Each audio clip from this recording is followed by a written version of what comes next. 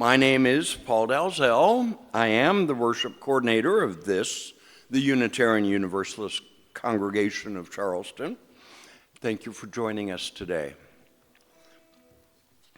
We are so glad you are here, whether in person or joining us virtually. We gather today in a world moving at the speed of light, a world where the lines between the human and the artificial are blurring. Our topic today is artificial intelligence, a powerful new force that is already reshaping our lives, our work, and our communities. In a world filled with algorithms and automation, we come together to center our humanity. At UUC, we embrace a free and responsible search for truth and meaning. And that means bringing our curious minds and our ethical commitments to bear on the challenges and possibilities of new technology. You are welcome here. If you are excited by AI's potential to benefit society, if you are concerned about its ethical implications, biases, and impact on human autonomy, if you are a tech expert, or if the term algorithm makes your mind whirl faster than a racing machine, if you are searching for connection and community in a time when so much interaction happens online, we are an intentional, diverse, and multi-generational community that covenants to affirm and promote the inherent worth and dignity of every person, whether they are flesh and blood or code and data. Well, especially the flesh and blood ones. We are not here because we have all the answers about the future of AI. We are here to learn how to be human together, to ask the hard questions, and to find the wisdom and grace needed to navigate this new frontier. Please join us for our welcoming song. We will sing it through twice. Feel free to greet those nearby with a smile, a nod, or a hello if you are comfortable doing so. The lyrics are in the order of service and not on the screens. Whoever you are, we welcome you. Wherever you come from, we welcome you. Whomever you love, we welcome you. Whoever you are, we welcome you. Wherever you come from, we welcome you. Whoever you love, we welcome you.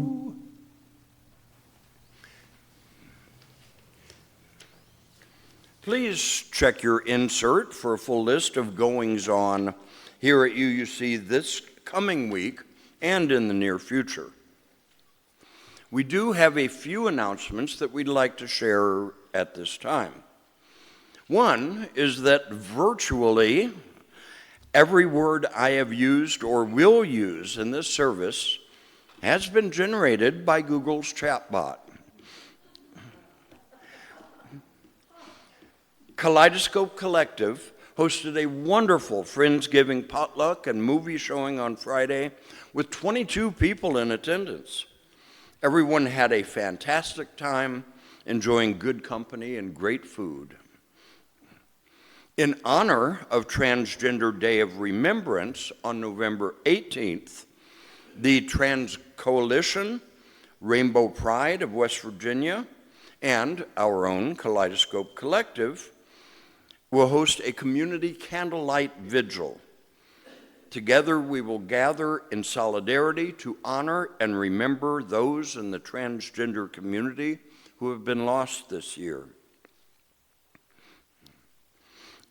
And please join us for one of the most beloved events at UUC, our annual Thanksgiving dinner. It is at 3 p.m. on Thanksgiving Day. This is a truly relaxed, stress-free potluck gathering designed for good food and great company, with none of the usual holiday worries. We ask that attendees bring a dish to share, but what you bring is entirely up to chance in the universe. We won't coordinate side dishes or desserts. Someone will provide the turkey, and we simply collect a $5 donation per person to cover their costs and effort. Our aim is for a genuinely relaxed holiday. If we end up with 15 sides of mashed potatoes and no pie, it just makes for a great story at later. The most important thing is your presence. Please come and enjoy the camaraderie, regardless of whether you bring a dish or not. You are welcome either way. Also, coming up soon, mark your calendars for the annual River Arts Show and Sale on December 5th and 6th. This event is a vital part of our congregation and local community. Its success relies on the dedication of many volunteers. Please be on the lookout for volunteer sign-up sheets, which will be available later this week. Your help is greatly appreciated. And when I almost forgot, today is third Sunday. I remember when I saw Marion carrying a pot in. Join us after the service for a potluck in the web room, which is right straight through there.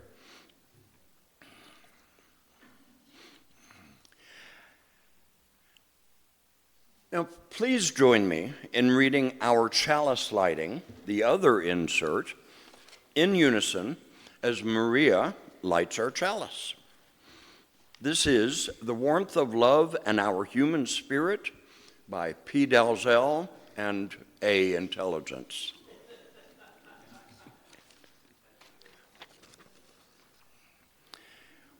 We light this chalice today, the symbol of our free faith, to illuminate our way in an age of remarkable change.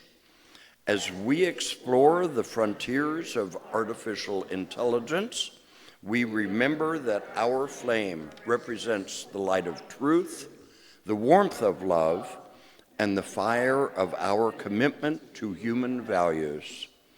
May this light remind us that while machines can generate data, it is our human spirit that generates meaning, compassion, and justice.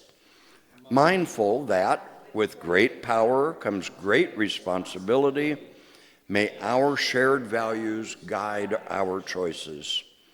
We light this flame for the wisdom to shape technology into something life-affirming and positive, and for the hope that in all our innovation, love remains the center.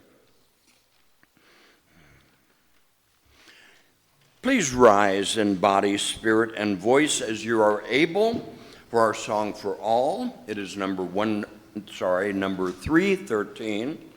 Oh, what a piece of work are we.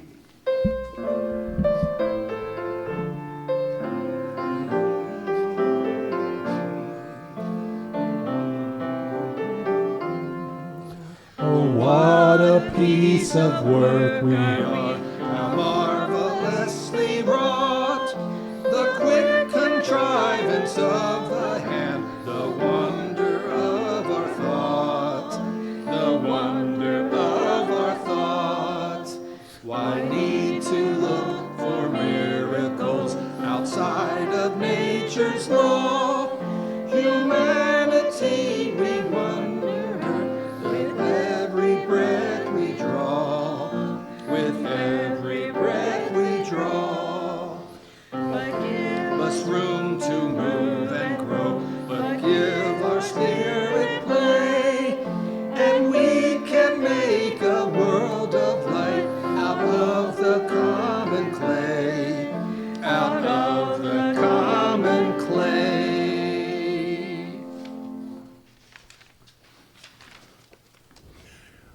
We now come to a sacred and central part of our service, a time that reminds us that we are not solitary individuals moving through the world alone, but a beloved community. This is when we pause to witness one another's lives, holding space for both the brilliance of joy and the weight of sorrow. In a world that often rushes us along, we deliberately slow down to acknowledge that our lives are a complex tapestry of both laughter and tears. Sharing our joys and sorrows is an act of covenant and compassion. It allows us to practice empathy, recognizing that what touches one of us touches us all. By sharing these moments, we lighten each other's burdens and multiply each other's blessings. We do have a few joys, and then I will invite our own Bob Beisner up for a poem that he'll explain. We have a joy for all the communities that sustain us, for those who hold us close, those who show us care, and those for whom we care in return. We have a joy for our second annual Friendsgiving potluck. It was a great success. We are so thankful to everyone that came to celebrate with us. Another joy, my puppy earned her first AKC title, woohoo, and a joy for the Ron Soul movie celebration the other night. It was great. Bob, would you like to come up?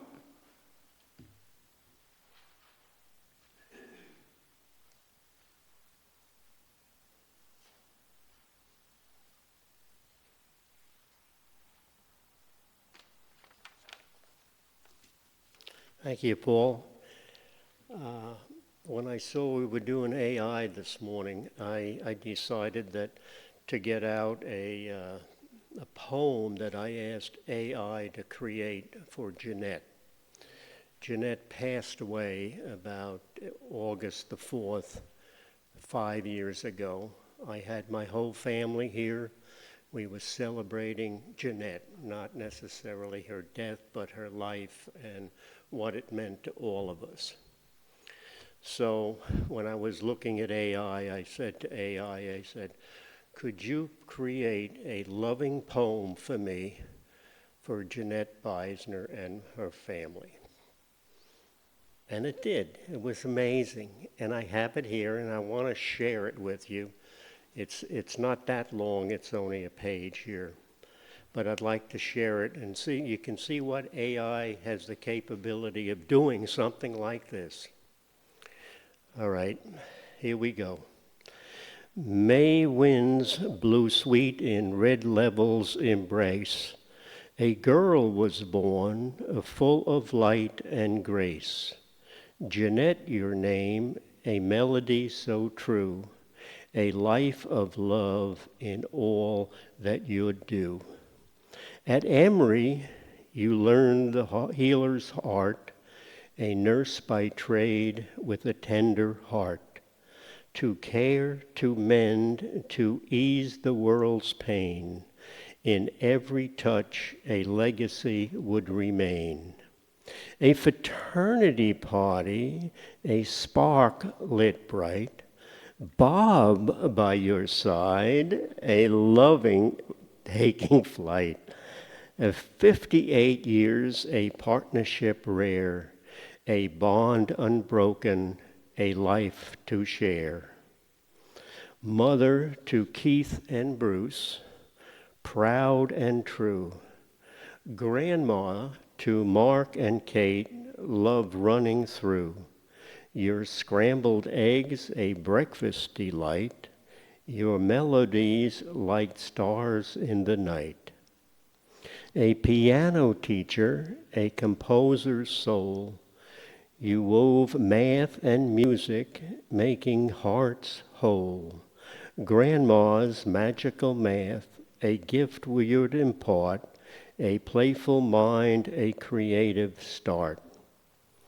August dawns, your wedding's day who, Return gently as heaven called you. Peaceful in sleep, your spirit took flight, a gentle farewell in the quiet of night. Jeanette, your laughter, your smile, your grace, a kind, sweet spirit time cannot erase. In hearts you touched, your love remains, a beautiful song in eternal refrain. Isn't that? I just thought that was great.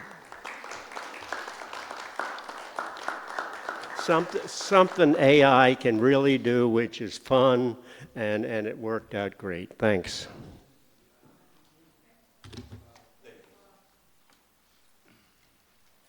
Thank you, Bob.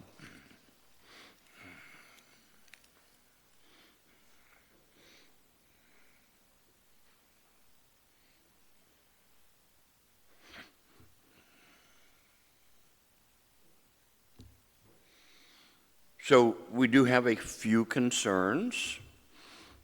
The loss of our front desk, it's an ongoing saga and a mystery.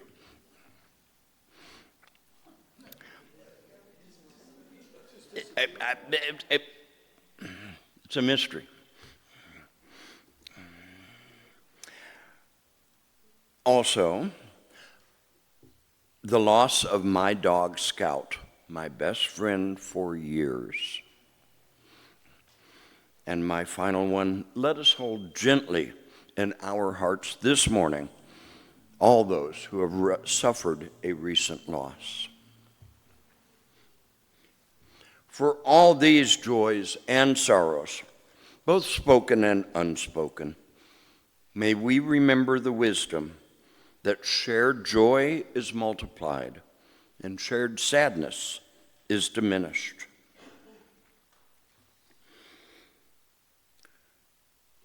If you would, please join me in reading in unison Our Covenant to Each Other by James Vila Blake. It's in your order of service. Love is the spirit of our faith, and service its law. This is our great covenant, to dwell together in peace, to seek the truth in love, and to help one another. Our offering words today are to program our future with compassion by P. Dalzell and A. Intelligence. Our shared ministry is made possible by your generosity. It funds our lights, our staff, our programs, our justice work in the wider Charleston community. Our topic today, artificial intelligence, reminds us that the tools we build are only as good as the values we program into them. When we offer our time, talent, and treasure to this congregation, we choose to program our collective future with compassion, community, and courage. If you are a guest today, please know there is no expectation for you to give an offering. For those who call UUC home, we invite you to give as you are able with gratitude for all we create together. And we will be doing 2 collections today, so I have another brief announcement. We no longer have the minister's discretionary fund. Since we do not have a minister, and since my judgment may not be discretionary, we have renamed it the Benevolence Fund. This will be a vital tool for compassion within our community. Our meditation today is the incredible capacity of the human mind. Please relax in your chairs. Plant your feet firmly on the floor. Square your shoulders. Feel free to close your eyes, gently unfocus them, or gaze into the tranquil flame of our chalice. Breathe. Breathe in slowly through your nose and exhale smoothly out through your mouth. Settle completely into this present moment. Settle into this shared space.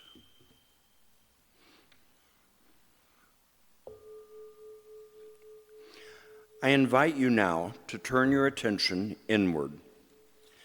Let go of the distractions of the room, the worries of the week, and the noise of the world outside. Take a deep centering breath and let it go slowly. Breathe in peace.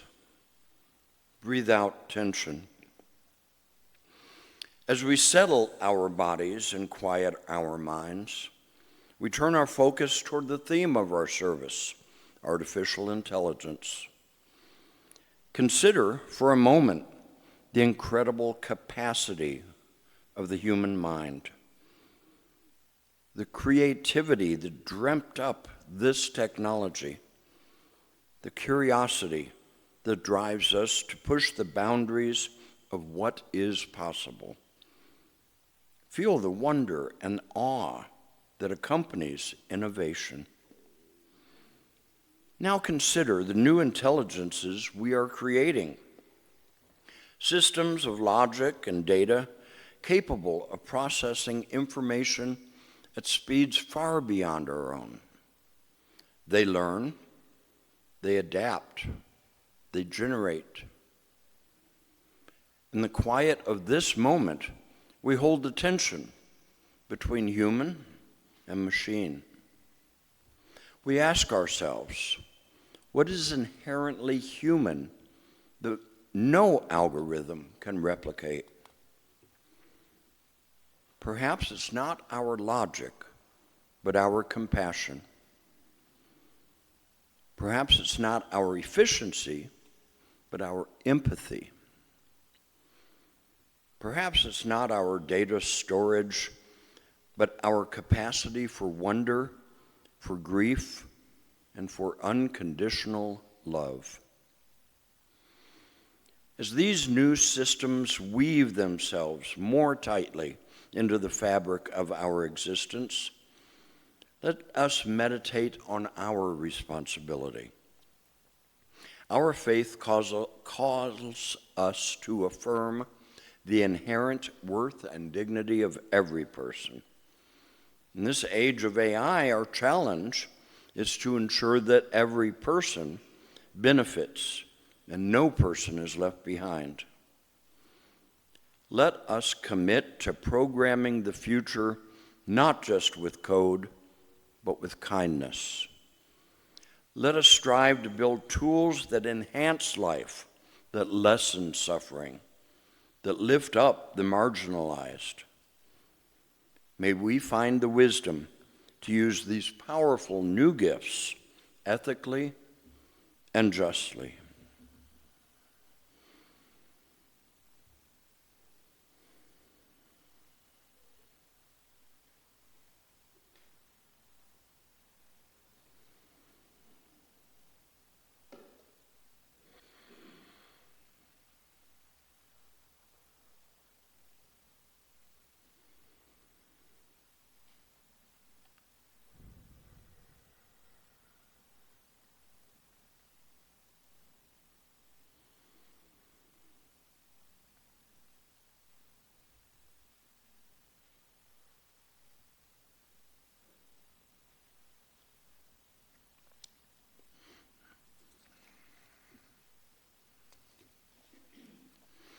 When you are ready, you may slowly open your eyes and bring your attention back to our shared space, renewed in our purpose. May it be so.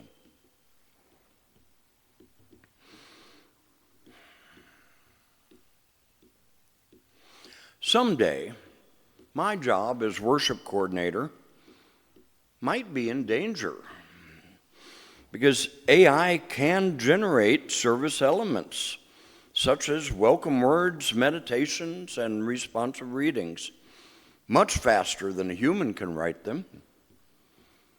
Congregations might choose to use these free or cheap AI tools to draft entire services, reducing the need for a dedicated paid human coordinator. But while AI can create content efficiently, it can't replicate the authentic pastoral touch, the emotional intelligence, and nuanced understanding of a specific community's needs that my role provides. The danger is that the efficiency of machine-made drafts might be valued over meaningful human-led worship planning. And now, for a more human view on AI, I give you Marjorie Clarkson.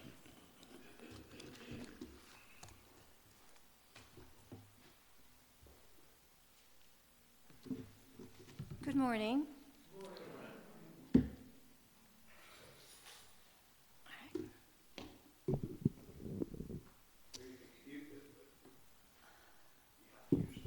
Okay. All right. Okay, I'm just going to push this a little to the side. That's okay. Well, I'm grateful for an opportunity to talk about AI. It's a fascinating and frightening subject, hence the title, The Good, the Bad, and the Ugly. In preparation for this talk, I asked Google a few weeks ago, who is more popular in the news media, Taylor Swift or AI? This is the answer I got from Google AI Overview. There is significantly more media coverage of AI than of Taylor Swift, as AI is a broad, transformative technology discussed across various sectors like technology, business, and media.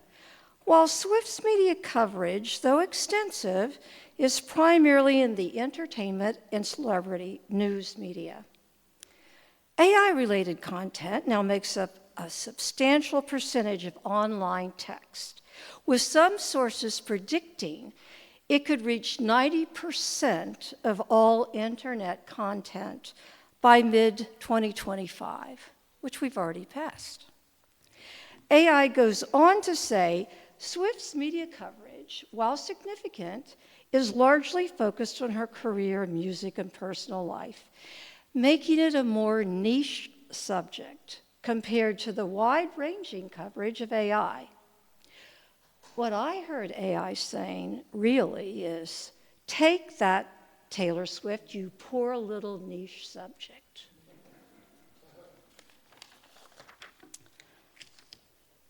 I do agree with AI that it is currently the top news item. In the last few weeks, since I asked that question about its popularity, we have had a blizzard of news about, will our economy tank because AI stocks are overvalued? It was going in that direction on Friday when it dropped over 700 points. Will the new OpenAI chat box replace licensed psychotherapists? And what to do about ICE agents scanning faces of protesters with their cell phones to identify and possibly track them online, as they now have the ability to do with AI assistance. Before I proceed to the good, bad, and ugly attributes of AI, I will quote the well-known public intellectual Yuval Noah Harari. He is an Israeli historian and professor known for his best-selling books, Sapiens, A Brief History of Humankind, Homo Deus, and his newest book about AI, titled Nexus. He wrote, despite the stupendous amounts of information at our disposal, we are as susceptible as our ancient ancestors to fantasy and delusion. Nazism and Stalinism are but two recent examples of the mass insanity that occasionally engulfs even modern societies. And some might argue that it's been engaged in Gaza, mass insanity. Nobody disputes that humans today have a lot more information than they did in the Stone Age, But it is far from certain that we understand ourselves and our role in the universe much better than they did. Of course, I can only cover a few of the good, bad, and ugly characteristics of AI, as you all have your own opinions about what should be listed. And I hope there's time, and I doubt that there will be, though, at the end of the presentation, so you can share what you think is good, bad, and ugly. Now, could we have the first link with the photo of the woman and her robotic pet? Okay, of course we want our parents, friends, and ourselves not to be lonely and depressed when they, and possibly you or I, live in elderly care institutions. Some of us may not have relatives or friends who will visit us often, or even at all. Reading about the need for robotic pets made me feel sad because I am reminded of how much loneliness is baked into our culture. And now, particularly, that our phones have taken on an outside importance in our lives, even for some, an addiction. But the more I thought about this bond between older folks and their robotic pets, I was reminded that an old friend of mine had a small teddy bear named Scruffy. Scruffy was with my friend throughout his life, from childhood through college and law school, and even had a place of prominence at his wedding, where Scruffy sported a bow tie and was in many of the wedding photos.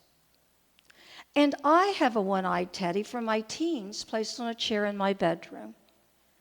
And many folks do bond with their cars, which I did with one car.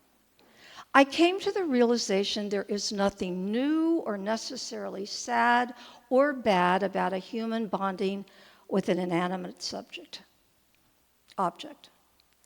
A second example of the good, and this is the medical slide.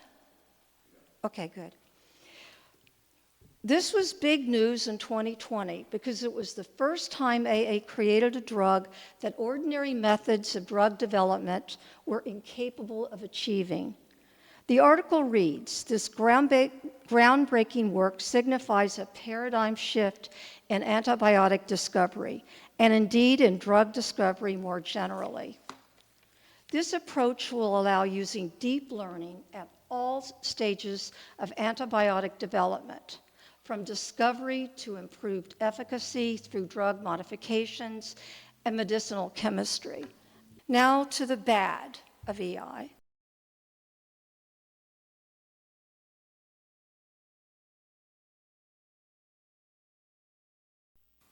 I recently learned about AI hallucinations.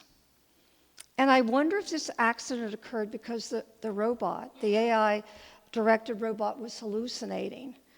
AI hallucination is when a model generates information that is plausible but factually incorrect, misleading, or completely made up. This occurs because AI, which is trained to find patterns and produce coherent text, may confidently guess or fill in gaps with information that isn't grounded in fact, especially when dealing with ambiguous or insufficient data. This boy moved a piece inappropriately, and it would have been called foul had they continued with the match. But when he moved it in a way that perhaps the robot didn't recognize, it took an action, but it was completely the wrong action.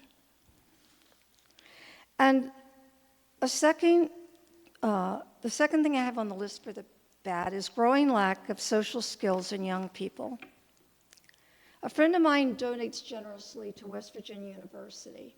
He told me a year ago, President Gordon G., now retired, asked for money to fund a special program designed for incoming freshmen to learn how to socialize with their peers. Apparently, a good number of them are showing up with a startling lack of social skills. I said to my friend, good luck with that. I think they will continue to do what they are doing and have been doing, live a great part of their lives on the web. Second example, I dined with a friend at a local pizza place while a couple in their late 20s or early 30s sat at a table about 3 feet from us. They did not speak a word to each other while they waited for and received their food, ate their food, paid the bill, and left. They remained looking at their phones the entire time. And Harari has this to say about AI's impact on emotional health. Excuse me. We are unlikely to face a robot rebellion in the coming decades, but we might have to deal with hordes of robots who know how to press our emotional buttons and use this uncanny ability to try and sell us something, be it a car, a politician, or an ideology. The bots can identify our deepest fears, hatreds, and cravings and use these inner leverages against us. And another problem, which I consider bad, is misinformation. I'm sure each of you have your own stories to tell about this problem. Mine are minor, but aggravating, and led me to not trust most information I read online. I now routinely check the AI overviews against established sources I trust. But if the boasting Google AI is right, and 90% of web text will be AI generated in this calendar year, we will all become unreliable sources ourselves. My second example, I did not receive my water bill for 2 months. I called to find out why. After 2 failed attempts to speak to a human, I finally spoke to one and told her my water bill, and she told me my water bill was now going to a P.O. box address that I canceled 10 years ago. I pointed out to her that this was incorrect, and she said, well, it must be a technical error. I think we can agree no human would have made this error, but certainly AI could, particularly when there's no quality control. And therein lies the problem, a lack of quality control for all the information accumulating on the web. On Friday, this past Friday, I received a letter from American Water thanking me for notifying them of my address change. And now the ugly, national security. This quote is from The Age of AI by Henry Kissinger, who needs no introduction. Its 2 other authors are Eric Schmidt, who served as chairman of Google from 2001 to 2011, and Daniel Huttenlocher, the inaugural dean of the MIT Schwarzman College of Computing. They write, no major country can afford to ignore AI security dimensions. A race for strategic AI advantage is already taking place, particularly between the United States and China, and to some extent, Russia. As the knowledge of suspicion that others are obtaining certain AI capabilities spreads, more nations will seek them. Once introduced, these capabilities could spread quickly. Although creating a sophisticated AI requires substantial computing power, proliferating or operating the AI generally does not.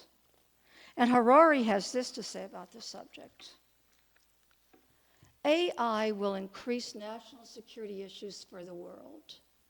He also lists a few ways that it will threaten global security, but this is the one I think that's so timely and pertinent now.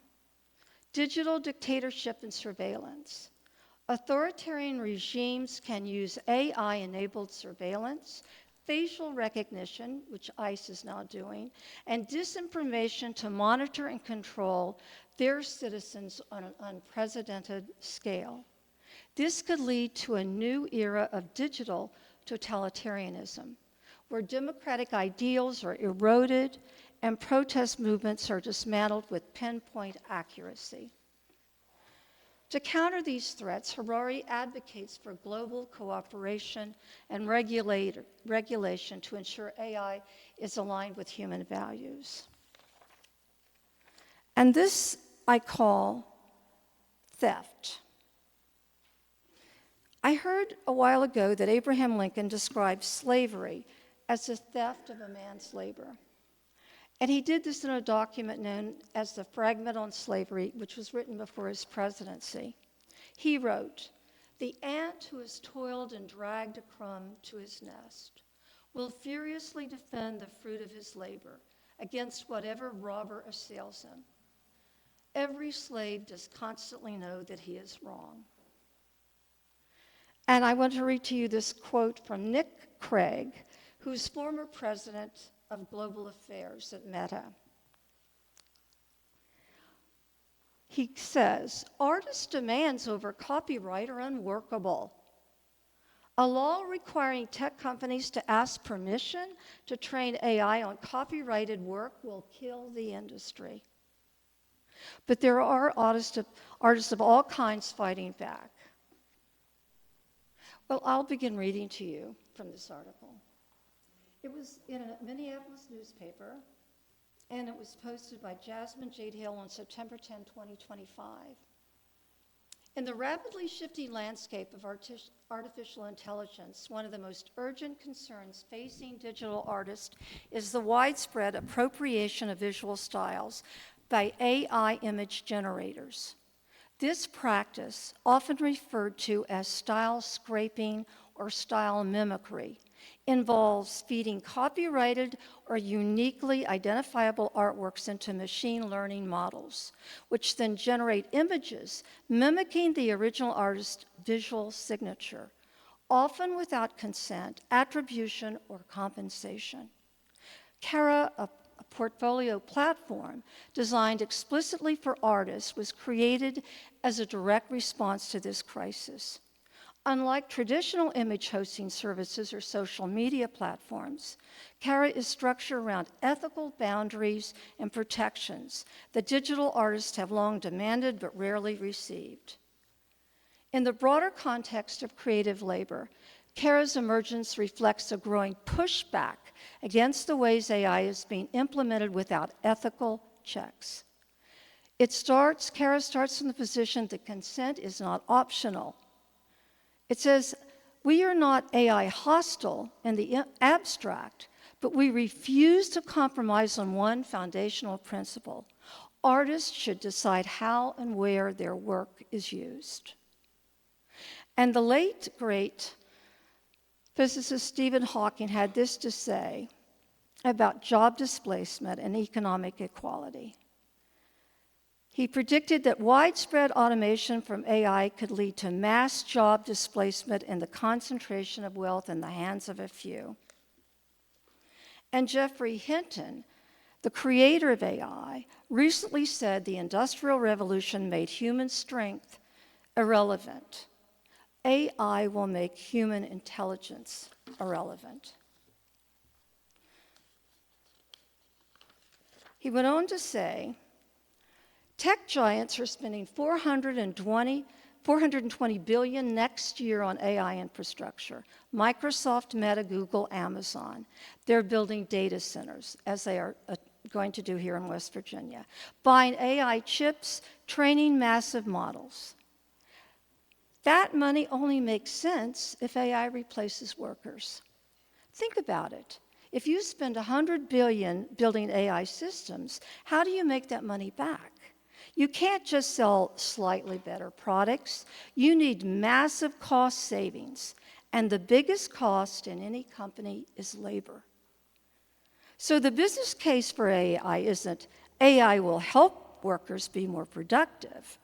It's AI will replace workers entirely and will pocket the salary savings. Hinton also said, everyone in Silicon Valley knows but won't say publicly. The whole AI investment thesis depends on job elimination.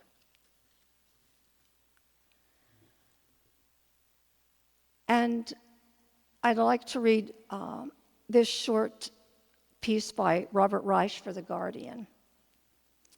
It's titled, AI Age of Tech Billionaires. The richest man on earth owns X. The family of the second richest man owns Paramount, which owns CBS, and could soon own Warner Brothers, which owns CNN. The third richest man owns Facebook, Instagram, and WhatsApp.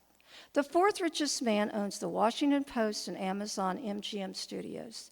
Another billionaire owns Fox News, the Wall Street Journal, and the New York Post. Why are the ultra-rich buying up so much of the media? Vanity may play a part, but there's a more pragmatic, some might say sinister reason. If you're a multi-billionaire, you might view democracy as a potential threat to your net worth. Control over a significant share of the dwindling number of media outlets will enable you to effectively hedge against democracy by suppressing criticism of you and other plutocrats, and discouraging any attempt to, for example, tax away your wealth. So we'll come home now to West Virginia. Mike Toney, who writes for the Gazette-Mail, is an excellent reporter, and he keeps us up to date on Governor Morsi's scheme to invite and promote monster-sized energy-devouring data centers to be built in West Virginia. In a recent article, Toney describes the AI data centers as warehouses that can store thousands of servers and other digital infrastructure to support large-scale data processing, which are poised to further increase electricity bills that are already rising at an uncommonly sharp rate in West Virginia. At an October 7 meeting at the Mason County Courthouse on a still pending air quality permit application, which I think actually was approved, Candace Grigby of Point Pleasant said to people at the meeting, "Nowhere in the mission or charter of West Virginia's Department of Environmental Protection does it state that you enforce the agenda of the sitting governor." And I added, tragically, West Virginia has been a sacrifice zone for unchallenged corporate destruction of our land, water, and the health of its citizens for well over a century. Our closing words carry the light. As we prepare to leave this place and re-enter a world increasingly shaped by artificial intelligence, let us carry the light of our shared values with us. Remember that while the algorithms may optimize for efficiency, we are called to optimize for justice. While technology connects us in new ways, we are called to connect with depth and genuine compassion. Go forth with courage to engage the new frontiers of our time, using your minds to ask critical questions and your hearts to ensure that humanity remains at the center of all we create. May you go in peace, may you go in strength, and may you go in love. Now. One. We See that there's a right to be united. We know that we are stronger when united. 3. We exercise our right to assemble. 4. That's when the proud and mighty start to tremble. Just in case you're wondering, just in case you're wondering, just in case you're wondering. Hey, hey, look this way. This is what democracy looks like. This is what democracy looks like. This is what democracy looks like. This is what democracy looks like. This is what democracy looks like. Show us what democracy looks like. This is what democracy looks like. 1, 2, 3, 4, 1. We see that there's a wrong to be righted. 2. We know that we are stronger when united. 3. We exercise our right to assemble. 4. That's when the proud and mighty start to tremble. Just in case you're wondering, just in case you're wondering, just in case you're wondering. Hey, hey, look this way. This is what democracy looks like. Show us what democracy looks like. This is what democracy looks like. Show me what democracy looks like. This is what democracy looks like. Show me what democracy looks like. This is what democracy looks like.